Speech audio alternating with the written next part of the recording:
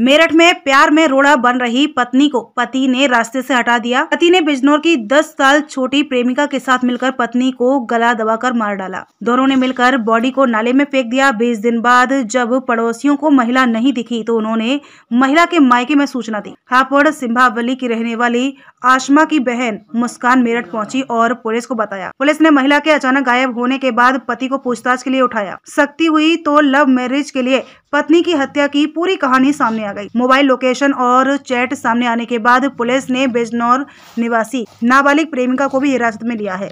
शादी, अफेयर और हत्या की इस कहानी की शुरुआत 3 साल पहले होती है। इसका मुख्य किरदार नाजिम मूल रूप से बुलंदशहर लोहरा गांव का रहने वाला है।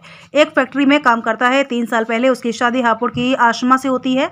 वह उसको लेकर मेरठ आ जाता है। यहाँ काम करने लगा। कुछ दिन बाद सोनीपत की फैक्ट्री में काम करने चला गया।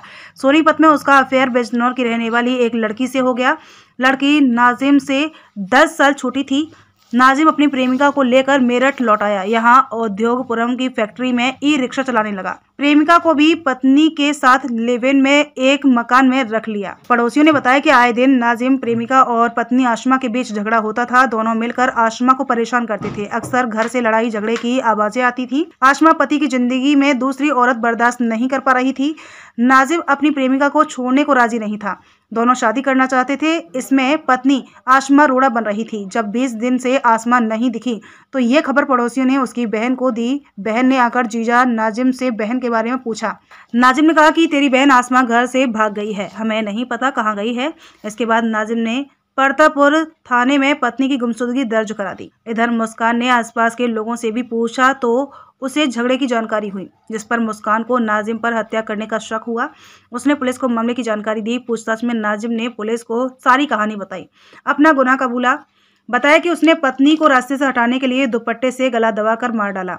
लाश को ई रिक्शा में रखा। दोनों मिलकर लाश को नाले में ठिकाने लगाए।